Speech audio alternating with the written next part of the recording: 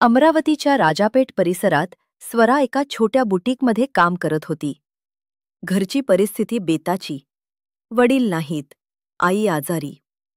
स्वराच्या आयुष्यात तेव्हा आला रणजीत कडू, बांधकाम क्षेत्रात काम करणारा प्रभावी पण धोकादायक माणूस.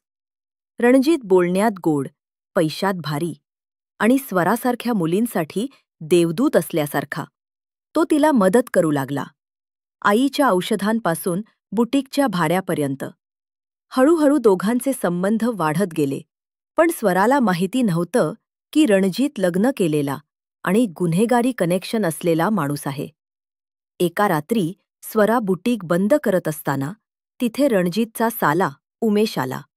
त्याने तिला इशारा दिला, "ताई, रणजीत जसा दिसतो तसा नाही. अशा मुलींना तो आधी मदत करतो, नंतर जाळ्यात अडकवतो."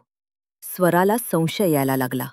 स्वराला कळलं की रणजीत आणि त्याची टोळी महिला ब्लॅकमेलिंग रॅकेट चालवत होती.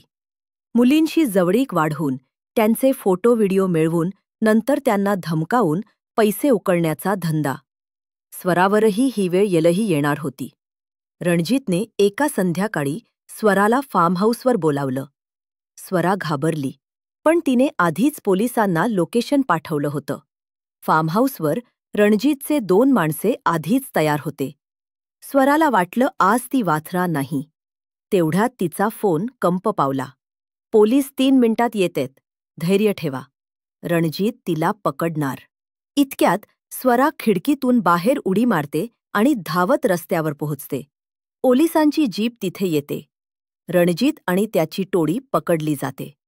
स्वरा थरथरली होती, पण वाचली होती. पोलिसांनी तिच्या धैर्यामुळे ब्लॅकमेलिंग रॅकेट मोडून काढलं.